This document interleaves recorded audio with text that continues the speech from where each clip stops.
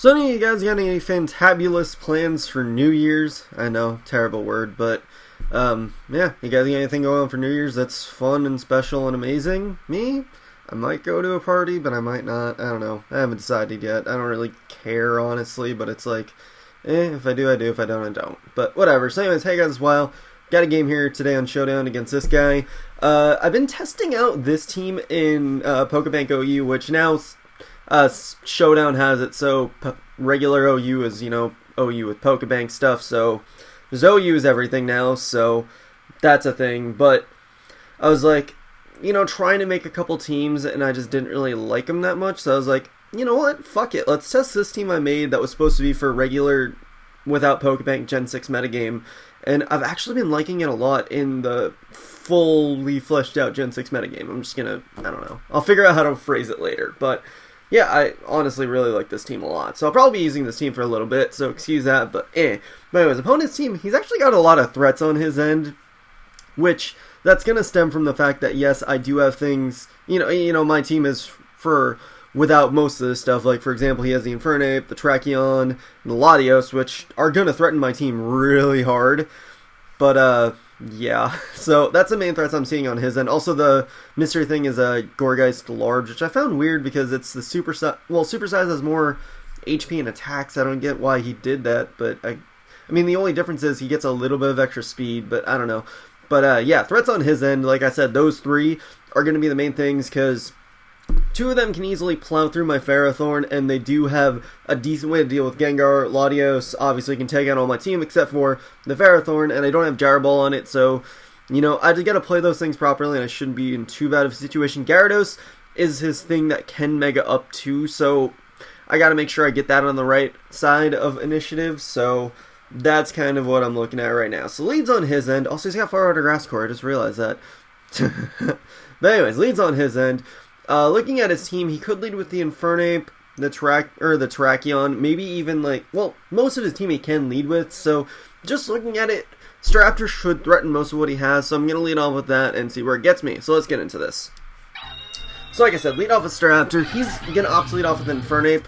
I figure, okay, if he is a standard lead, well, we'll see what he wants to do first, which he reveals a fake out, so that does show me a standard lead ape. So what I'm going to do here is I'm going to Brave Bird. I know he's going to have the Sash, but I also know he's not going to go straight up for the attack because he wants to get those rocks up. Since he knows I don't have a spinner, it's going to be more optimal for him to do that because he can switch in the Infernape later and do something with it because I have not gotten my rocks up yet, and he does have a spinner, so that's going to kind of be a thing there. But he does go into Gyarados on my Brave Bird on his attempt to kill the Infernape, which Brave Bird still does a decent amount. He also has Intimidate, so I don't know.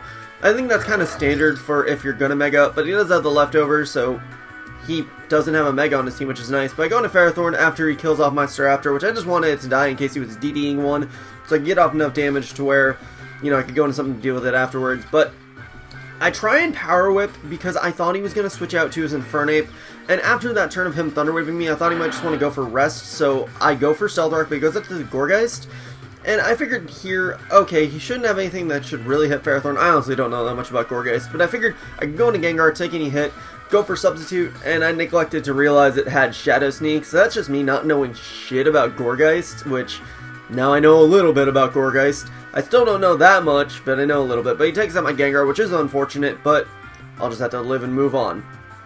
But anyways, I'm going to bring in Greninja because that's going to be my hardest hitting thing to deal with it, because nothing else on my team has anything that'll really hit it. So I'm just going to go for Ice Beam in case you want to go for Seed Bomb, or unless he had some sort of fighting move. But Ice Beam does do a good chunky Leech Seeds though, which does give him a nice amount of health back. But I go into Lucario thinking, okay, he'll probably just sneak.